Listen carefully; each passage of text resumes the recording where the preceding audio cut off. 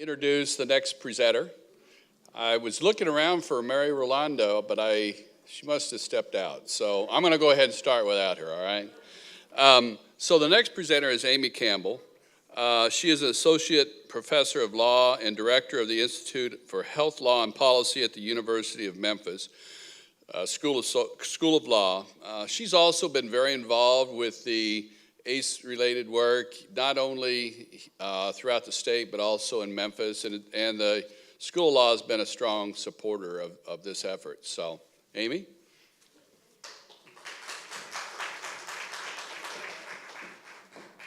Thank you. You're probably like, great, there's a lawyer speaking at last. How exciting for us, how great.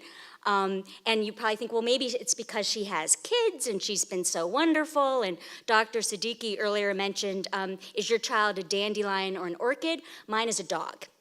And so my dog raising experience provides me with a lot of information. Also, Dr. Gilliam mentioned maybe you want to have a child, but you want that child to be 6.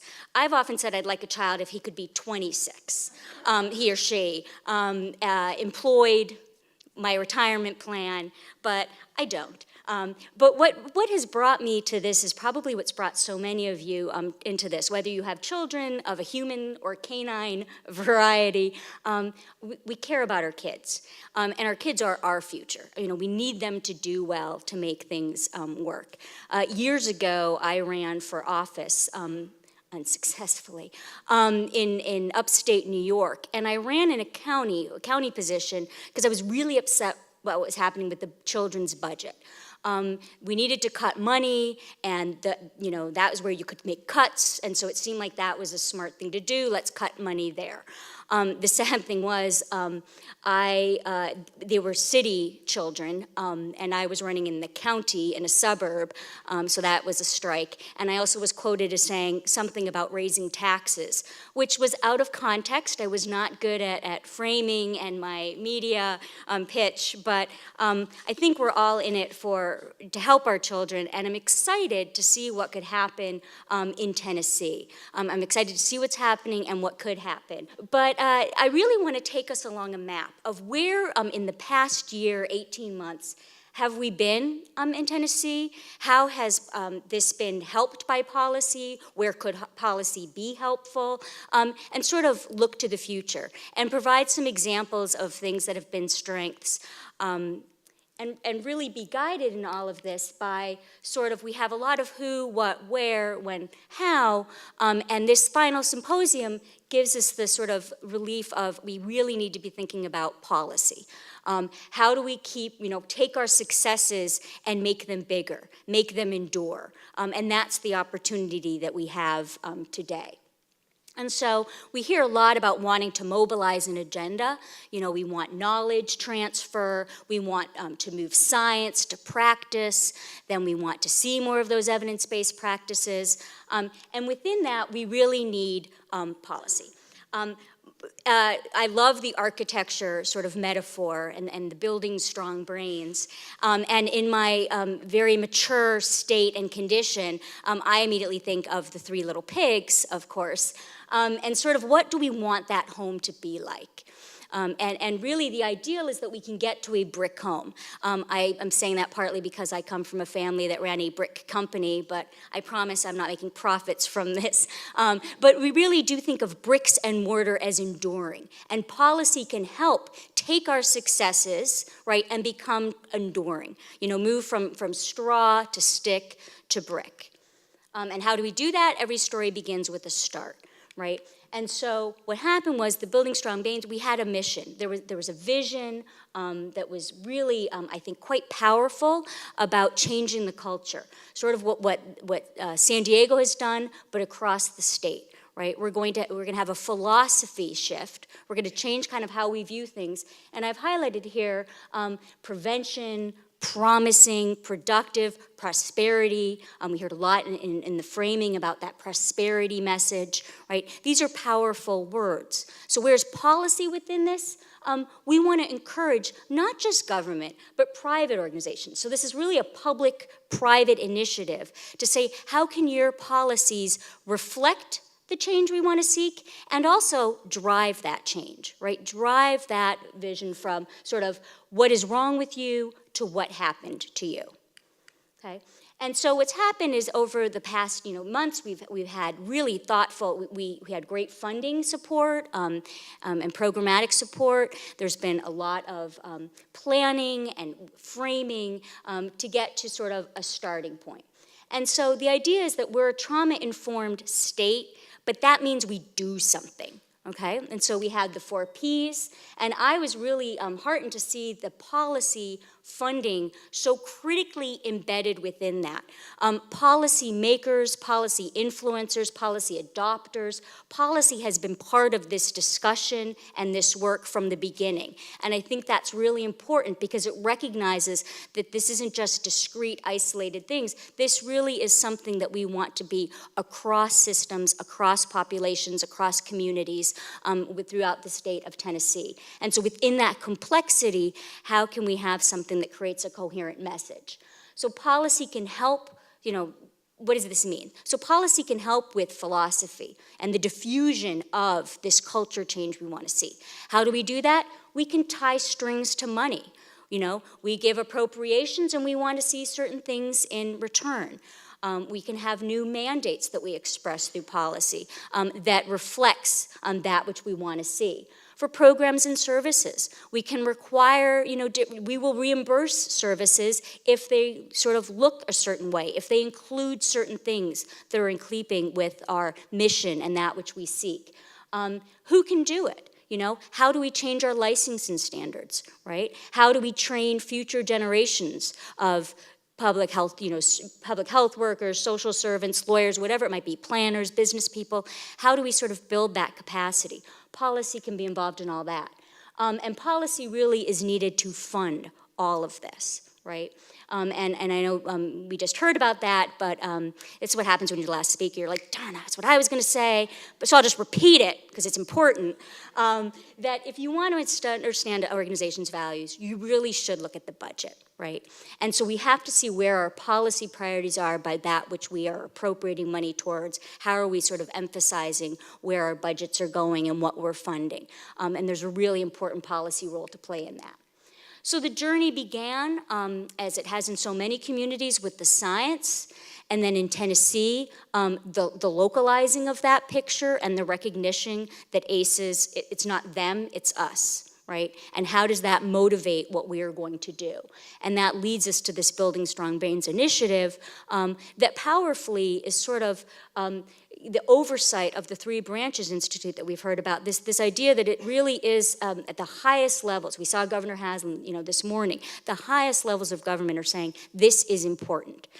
This is what we're going to have a state coordinating team work on, and we're going to, with the ACE Awareness Foundation support and the great frameworks people, we're really going to move forward and have time to plan and start to do. And we want to see that change happen now. And so there's been this knowledge mobilization path. And my apologies, I am a lawyer, and we get paid by words. And so we don't do data and graphs and cool things. We do words. And so there's words, but I'll summarize the words. But really, it's an amazing thing, and you have some of the materials in your booklets, and you can go on the website, but there really is a plan about how do we get sort of the treetops, how do we get sort of the leaders, and then how also do we get that innovation and that thinking filtering down, and then feeding back up. So there really is this kind of whole feedback system, right? And it's been supported by these symposia that really have looked at sort of translating that science, right, into practice, into programs, and into policy, right? And so we move from straws to 6. So we're at a fork in the road, literally. Insert pause, cute, yeah. I did not take that picture, but I would never do that to a poor innocent fork. But we really could say we're just going to plan. We're going to keep sort of at that treetop level. But no, I think what's really exciting in Tennessee is no, we're actually going to really start to diffuse. We're going to have a diffusion across the state. And so it's going to be top down, bottom up, in, out. It's really going to be an expansive effort. And so as we did that, when we think about shaping the culture, so much of it is this idea of education coupled with our framing. Right? And so there has, at a state level, from the best practices that we've learned, building a slide deck, building training materials that sort of create the common message, the common understanding, so we can have a shared platform. TCCY has been really wonderful about training the trainer sessions across the state. So more people are getting exposure across the state to this, that then they can in turn train within their own communities. DHS, and an agency, is training its frontline staff. So across the state, we're seeing the community get it. We're seeing state agencies have this same kind of common understanding. And it's been a theme for so many programs. Exciting development that sort of was wonderful. The governor, we heard about the budget, where are your values, look at your budget. The governor's budget included funding for ACE work across the state. So in different communities, whether it's rural, urban, whatever they may look like, there's an opportunity to really sort of think about and do ACE's work that can inform and be informed by policy change. And you can see, if there's a handout in your folder that talks about sort of the different kinds of organizations and affiliations that were represented, and there's a new AF now. These are localized efforts, but they're also creating a learning community from which we can all learn. I know I sit in Memphis and Shelby County, and I've been looking at what other places are doing and thinking, hey, we should see if that worked. We should try that. How can we learn from one another? For example, in Grundy County, I was really impressed by what they're doing with Discover Together and recognizing, and I think this is what's been really great about what's happening in Tennessee, is we have sort of the traditional ACEs, but we also are recognizing the impact of poverty. Right? How do we think about poverty? And Discovery Together is really kind of looking at that poverty and that social isolation that they have in the rural community, and the rural communities, and how can we reconnect families and students with schools. They're looking at chronic absenteeism. They have these community ambassadors who are trained. They get the training in ACEs and the knowledge, and then they go out and they can connect families. They can connect students back to school, right? And this has policy implications at the school level, for social service providers, for what that community is funding. And I think that's really exciting. I'm quite a bit more familiar with what's happening in Memphis and Shelby County. We are very excited. We have the ACE Awareness Foundation right in Memphis, and they have a task force. And we did our own local ACEs study, where, like across the state, we have significant portions of our population have experienced ACEs. And like Grundy County, we see poverty as a critical ACE as well to add. So in Memphis and Shelby County, we specifically added to the survey of ACEs poverty. We also added community conditions and the neighborhood conditions, community violence. So it's not just witnessing violence in the home; it's witnessing violence in your community. And we've added also structural racism and sort of the impact of discrimination. So I think these are powerful ACEs to also include. That has led us, in many ways, I think a really exciting area is how do we push the boundaries of our services and sort of adopt the insights that we have from science, and we see the universal parenting places, the UP sites. We have one right now in a health system and one in a wonderful community partner, and they're expanding this year in other parts of the community. But these are for any parent, right? This is any parent can use some support when they have a newborn child beyond. And so it's not targeting, it's not just saying this is just for these families, it's all families need that kind of support. The same with the parent support line. I think what's been exciting for me is realizing that the academy, in so many of our communities, we have schools or universities or community colleges, can be a part of this and should be a part of this in many different ways. One of the ways is that, particularly in Memphis, so many of our graduates stay in Memphis. They're from Memphis, they stay in Memphis, right? And they're going to be the future nurses, public health workers, social workers, planners, business people, whatever you have. So when they're with us, we have an opportunity to try to train them better, to make sure they understand this within their discipline, and it's been really exciting across disciplines. With the support of the ACE Awareness Foundation and the Urban Child Institute, which has gotten very interested in this work as well, we've had support to create an interdisciplinary law course. It's a health policy practicum course. It's a skills course, but it's interdisciplinary students. So I have lawyers in there who want to make policy. That's sexy. They want to make policy. And they're not experts, though, on sort of what's going on in the home or in the community or on the science. Bear in mind, remember, words, I don't have graphs. I'm not good at that, right? So they need to learn next to. And so we have interdisciplinary teams. We have law students with public health students, with nursing students, with social work students, with psychology students, with child development students. We're going to be adding planners next year and urban anthropology and criminal justice. I mean, they're all going to work together, and they work with community partners. So community partners come to us and say, what are ACEs, sort of impacting your work? Where are there policy barriers to doing what you're doing? Or how can policy be helpful? And our students help them. Our students learn, our students become civically engaged, and we can actually make a difference in the community, which has been really, really exciting. And that has been supported by the Institute for Health Law and Policy as I help, because we really do see the law as a serving profession. And so I know before we heard that the nurses and the health professionals and all were nurturers. Lawyers are nurturers too, of course. I know you all knew that, but we can be. And so we were really proud last year of sort of as our engagement with an ability to help at the state level with some of this work, and certainly at our local Memphis and Shelby County community level, a policy lab. And this is the idea that some of this is policy innovation, right? Some of this is policy as intervention, that we have to test, what are the unintended consequences of our policy? We heard before about welfare reform. I suspect that wasn't the intent. I suspect a lot of this hasn't been the intent of policymakers, but things happen. And so the policy lab allows us to support development of better policy, we hope, to test existing policy, to identify policy gaps. We have an investigative phase.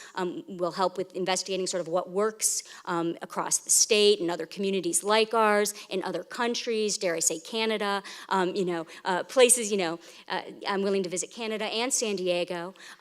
If Hawaii is in the room too, I am open to studying them. I'm sure they have good policy. But the idea is, we'll now, and then we'll work on implementation and effective implementation. And try to help think through that. And also help, in the policy side and certainly in law school, help people become self-advocates. Family advocates, community advocates, how each of us can become an advocate for better policies that we want to see. And so we've been really excited to sort of have this policy lab with our policy course as sort of an academic component, but it's really a service mission. And so I encourage you to think of your universities as sort of serving. They live in that community, they support that community, they train a lot of people who end up in your community. So think about how we can be leveraged to serve. Our benchmarks have really been in this area of capacity building, and so within the different disciplines, we're really trying to make sure people understand ACEs, understand the right frames, get the right kinds of messages, and how that impacts what they do and what their role can be in making it sort of policy better. Right, and have that service orientation. And we've already really, really pushed home that it takes a village to make good policy. It's not just a law student who has a great idea. We need everyone. I certainly would love, I think he stepped out, but Dr. Gilliam, I was like, wow, he is good.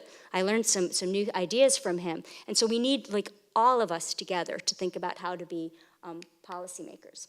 So what does this mean? I know this is all kind of, whatever, and I like to be concrete. And so ways, for instance, that we have worked in this realm are with, I mentioned earlier, the UP-sites. They're a different kind of preventive services model that traditionally hasn't been reimbursed by insurance. And so we've been thinking, well, why not? Could it be? And what might that look like? And we've tried to learn from and then investigate other models. And so we have... if you were my class, I'd say, yes, this is on the final. No. and they don't like that. But really sort of looking at existing TennCare, existing MCO contracts. Are there areas where there's flexibility, discretion, to say that you have something that works and you can do it better for less? Policymakers go, what? And so how can we kind of come up with those kind of things? So we're looking at existing policy as well as sort of the transformation that we want to see. And so much is shifting to primary care, and so much is shifting to the community and sort of health as a shared value across systems. And so how does reimbursement look and work in that kind of realm? And some of the exciting things that we've kind of looked at are the home visiting programs, which are strongly supported in Tennessee, and how can we continue that support and build on that sort of dyadic relationship, the 2-gen approach, where we recognize often it's mom, but it's parent and child, and the importance of those connections. And how can we make that bigger? So an exciting thing that we've been looking at and trying to think about in a different project, but drawing insights from the home visiting program, is PFS. Is anyone here familiar with PFS? Yeah. Okay. So. Cool. And so for the who aren't or didn't want to raise their hand because you're worried I'm going to call on you, which I would do if I were in class, PFS is a pay-for-success model. And I think it's really exciting because governments don't have, this is a news flash, they don't have a ton of money. Right? And they're under pressure to spend it wisely, okay? And so, but there's expertise. Nonprofit providers have expertise. Government has expertise. And we have these philanthropic entities out there who want to give money, but they want to make an impact. And so we have social impact bonds. And what's happened is this is a way when you sort of study it correctly and you have programs that are as evidence-based as like nurse home visiting programs, you'll get private funders who will upfront give money, right? Thinking that in the sort of at the end run we'll do things better, and in the long term our costs will be lower because we're doing it right, okay? And there'll be a return on their investment. South Carolina is really exciting. They're doing this with their nurse visiting, their nurse family partnership program, which is really rather exciting.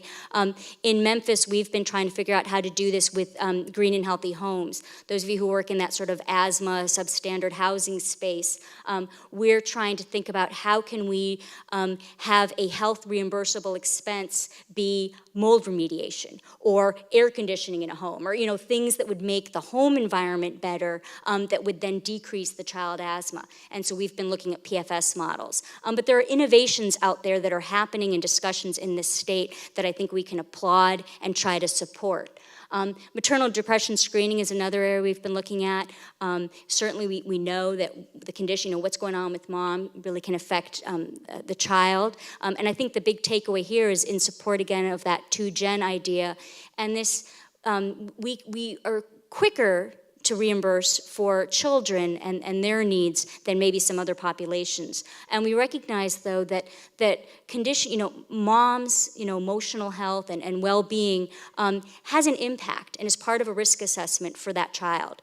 And so there are allowances within Medicaid programs nationally to include maternal depression screening as part of well child visits, and even, in fact, bill for them under the child's insurance because it's for the child, right? And so there are states that are doing that. Virginia and North Dakota, I know those often fall together naturally, but they're doing some really interesting things, and so how can we learn from that? The other work that we've been doing, we've heard a lot in here about sort of early childhood.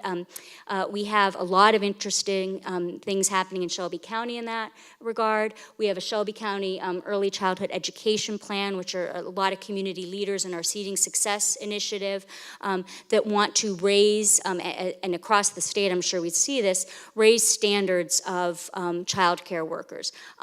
I take my child, to doggy daycare. I'm that mom. And I dare say that her doggy daycare workers have higher expectations and things that they've had to do than some child care centers.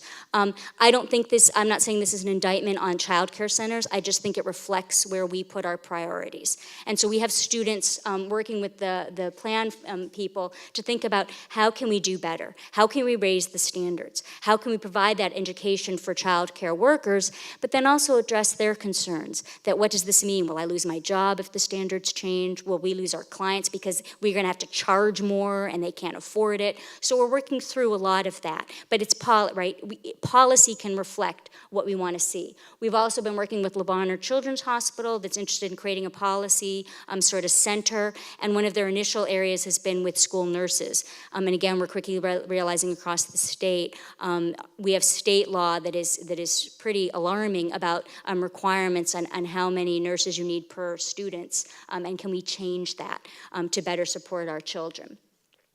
And finally, we've been shifting. We have had the privilege of working with the Center for Health and Justice Involved Youth, that Dr. Stewart, who was here today, we've worked with her to think, oh, there she is back there. Hi, yes, hi. She's near the air. I know, whew. So we're delighted to have a student team working with her, looking at the juvenile justice sort of in adolescent populations, and recognizing that we have so many different languages. We're talking about ACEs, but we have so many different ways of talking about it. We're talking about trauma and how can we get a common sort of language and understanding. We're also looking at doing some judicial training.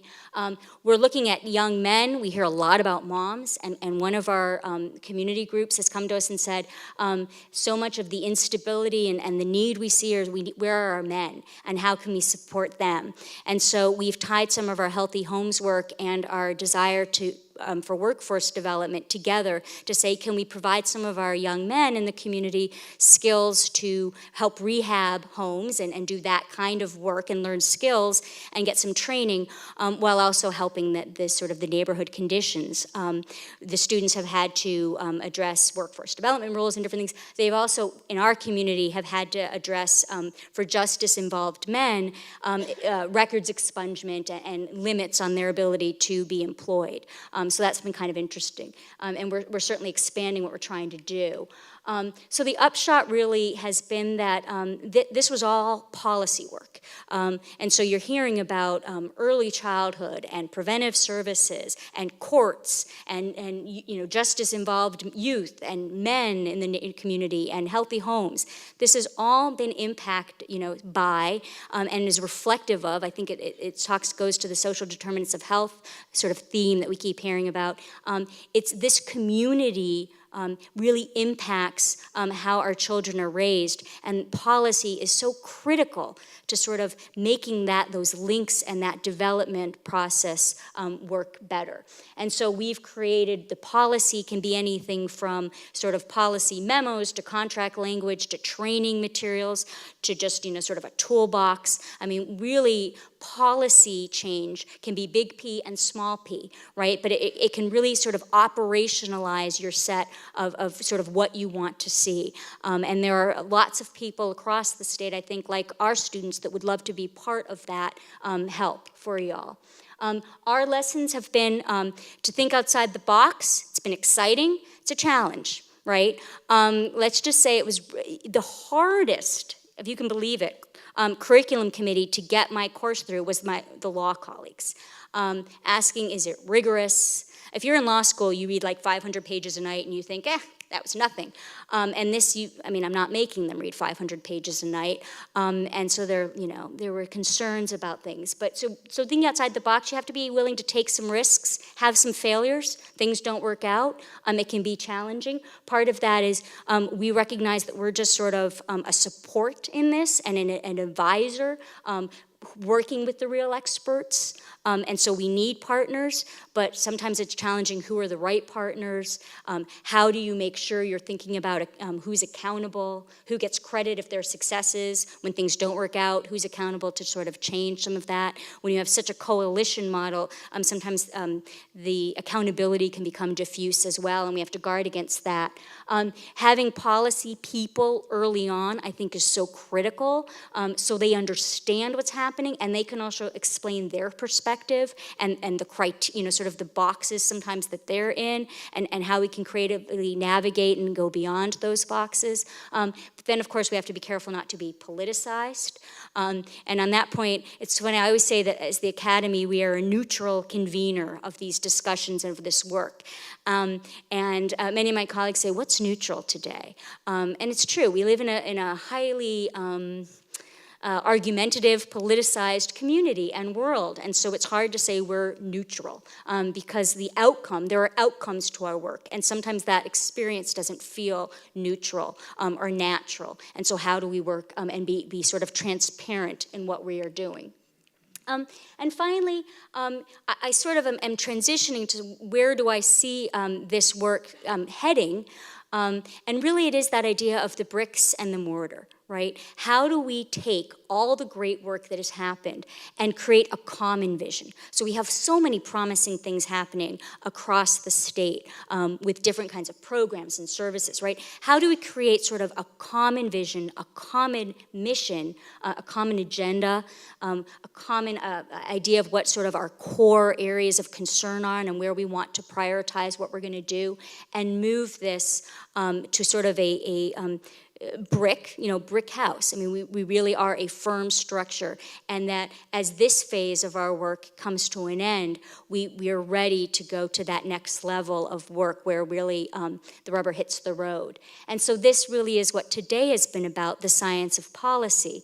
And why I like that is it's my brief, I promise not to take a lot of time, but my brief moment to say that policy making and sort of how we get policy is really part of a scientific process. And so in that way, people in the room who maybe aren't policy makers, or this isn't your natural language, can understand how we can be part of sort of the solution. Everyone has had triangles today and pyramids. I thought I'd give a circle.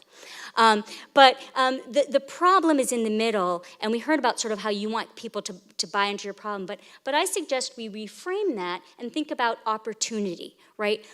Where are our opportunities? I often say to my students, yes, Memphis has many challenges, but there are so many opportunities, right, for us to make a difference in partnership with the public, the community, and all our wonderful stakeholders, right? And so how do we think about making policy in an evidence-informed way? The same way that we want evidence to inform our practices, our programs, our services, how is it informing our policy?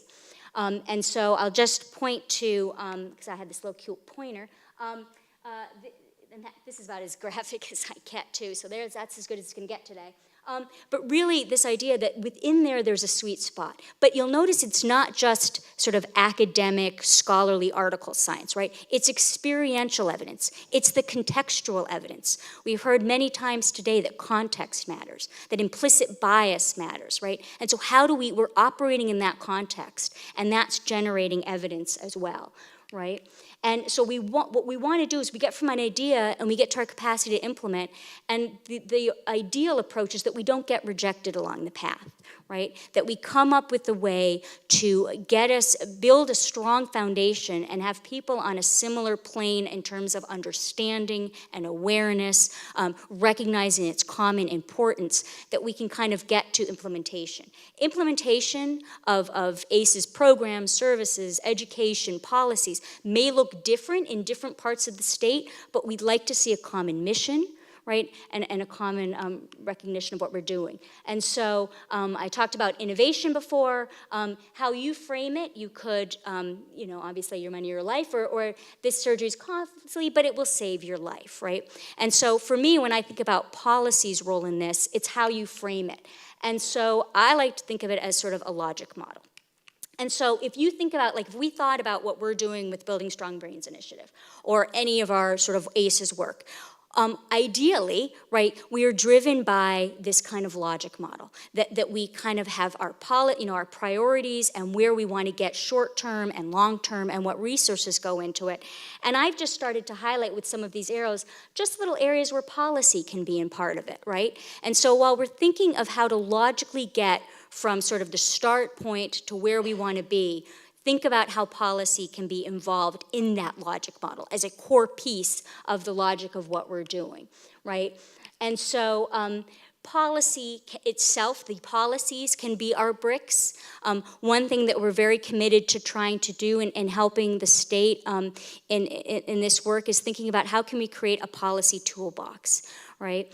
How can we think about this one-stop shop, if you will? If you want to say, great, we're going to be a trauma-informed company. Well, what does that mean? Well, here's some family leave policies that are best examples, right? Here's some training you can do for your staff. Okay, here's contract language that you could use when you're contracting around services or reimbursement policies or whatever, right? Here's screening tools, right? It is amazing to me. I live in Memphis, and we have had an explosion, which is fabulous, in interest in ACEs and being trauma-informed, and I go to so many different areas now where I see people trying to do it, but they're using different questionnaires and screening tools and trainings, and I think, okay, where's our coordination? And so wouldn't it be neat if there was one place where we had used the best of the science, the best of our framing, and that's where you could go and kind of get this. And so we really want to, small p, big P, provide that kind of one-stop shop that can really make Tennessee, I think, innovative in this approach for being so coherent and consistent and across the state at so many levels. This is already being done. I think it's really cool how we're changing statutory requirements. TCCY told me that they now statutorily are embedding ACEs in some of what they report, which I think is really great, in their annual budget recommendations. We had that governor's wonderful allotment of funding around ACEs. Could we think about that as a line item or some way to kind of concretize that and have more linkages across what programs are doing? If you look at other states, there's just a plethora of legislation out there around ACEs that's exciting. What I think is exciting for Tennessee and sort of the yay Tennessee is that so many of these are, we're going to create a committee to review things, or we're going to do it in this one system. I think Tennessee is really seeing how do we make this bigger and deeper and richer, right? And so I think that's our opportunity. This 2-gen strategy, I think, is really a wonderful, wonderful thing to see happening, and this recognition really that we have to think about parents and children together and how that can inform our work, and we should reflect that in our policy. Washington, I think it's really cool. Washington has sort of a similar kind of Building Strong Brains initiative. I don't believe it's as expansive, but what's interesting is it's now sort of under the shape of a non-governmental organization that has government, private, philanthropy, a lot of Gates. I mean, I know they have Gates, but a lot of money behind it. But people have signed formal agreements and have committed funding to it, right? And so it's a commitment, and that's I think, a pretty exciting thing. I said policy can be the bricks, the policies, but we also have to think about policy making. And this again, and I know it's sort of, I keep repeating it, but I really think it's important that our future leaders, our future, frontline staff, the people who are going to do this at various levels have to be trained in it now. We have to work with the workforce we have, but we also have to get to that next generation and build the capacity and see the policy making itself. So when people are making policy, they're thinking about this and they're being inclusive and participatory and informed by evidence and the framing messages that we've been talking about. The lessons learned, I think, it's funny, we have been blessed. If my dean is listening, we have been blessed with wonderful grants this past year to do some of this work, and it is sometimes hard to spend money. I know that sounds crazy, but funders have certain things they want you to do with the money, and things don't work out, and you want to be flexible, and you want to, other things look exciting, and so, and when there's money, everyone comes to you. I had 20 best friends, because oh, you have money? We have problems. And so it creates challenges. And so we have to be thoughtful about how we're going to use, sort of apply that money. And being a disruptor is a challenge. We are looking, it's funny, I was thinking about Canada, and I was just so struck that no matter where people are in the ideological spectrum, they just think of healthcare as, of course we're going to have healthcare for everyone. Of course we're going to sort of look at sort of redistributing some of the income where it makes sense and address income inequality. A little less so here, but how can we just be disruptive at a local and at a state level in terms of talking about our shared prosperity? You know, that this isn't a them problem, it is an us problem, and we all benefit. And sometimes in our U.S., states have maybe more of a capacity to do that. And so how exciting for us to be at that level. Coordination is hard. You know, there are so many wonderful people doing wonderful things, and they want to keep doing those wonderful things, but how do we coordinate? You know, how do we try to get people linking up what they're doing and sort of balance egos, share in accountability and accolades? What's really exciting is that there is a light at the end of the tunnel, and there's light at the end of this talk. It's coming, it's coming. But it's a little blurry because I think it's, you know, it's not really defined, but that's, I think, what makes it exciting. Back to Memphis, this to me is really exciting, and I think this is where the state has such potential as well. Through our funders who have been working in the child space and interested in trauma, they, and partly it's often there's that one or two amazing champions that everyone respects in a community. Well, we have one of those with the Urban Child Institute now, the new head, and he's convening people and saying, as funders, rather than funding a little bit of money here and a little bit of money there, what if we pooled the money and said we want to see integrated, interdisciplinary efforts that really tackle trauma, right? That really we're a city that's going to do things different, and we're going to try to, you know, expect you to contribute to a collective impact. So yes, you'll have outcomes within your own programs or efforts, but you also have to contribute to this collective sort of impact. And that's been really, really exciting. And that University of Memphis has been honored, along with UT Health Science Center and Le Bonheur, to be one of the supported institutions. And there are millions of dollars that are going to us to think about this. And within the University of Memphis, we've recognized we were a university of disciplinary silos. Projects that were funded and we were talking to one another, but we weren't actually working together. And so over the past year, we've really sort of been doing our work, but also talking about how can we actually be part of that collective action to address childhood trauma at its many, many levels and in many ways. And what we've come up with is the very rolls off your tongue Institute for Interdisciplinary Memphis Partnerships to Advance Community Transformation for Children. Again, lawyers, we get paid by the word. No, I'm just kidding. But why we did it, as you can see up there, it's the I impact, right? That we want to be a university that's driven by doing. That's our mission. I think that's the mission in this room. But we want to do it collectively. And so the hard part is going to be next year when people apply for money through this. You can't just say, I'm nursing or I'm the law school or I'm social work and help me fund my program. You're going to have to be interdisciplinary. You're going to have to be contributing to common metrics that we're sort of developing. You're going to contribute to a common data source, and we're going to have a policy core. So you're going to be part of this evidence-informed policy, and we're trying to create a hub that we hope eventually could become interinstitutional. So it's not just the University of Memphis, it's all of our community partners for a collective impact. And so for this room, as I close out, I think we have internalized a year's worth of amazing work and effort and have been formed around science and evidence and communication science and how we sort of express what we've been doing. We are working on tools to sort of help with the policy piece of that, with that understanding of science. I think now it's time to think about our collective responsibility to not just go home and work within our sort of area of expertise or silo, but how do we contribute to this common statewide endeavor in our communities, but also kind of contribute to that collective action and collective gain across the state. And I will end with, we in Memphis obviously have a history around and respect for Martin Luther King Jr. I love our lives begin to end the day we become silent about things that matter.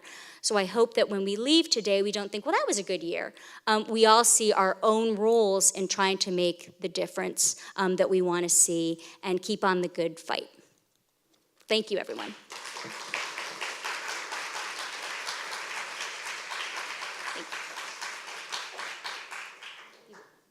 Any questions? As I wilt? I'm gonna take a little water while I do that. I needed a video because I could have had a little water.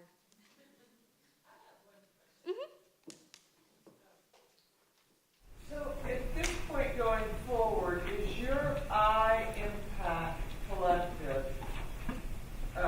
actually going to be able to distribute funds? Is it just within the university, or is it? It's starting within the university because it's an earmark to the university or the university in partnership. We are expecting community partners. So it's not just a faculty member gets X. It's an initiative gets money. And the initiative has a University of Memphis component and it has a community component.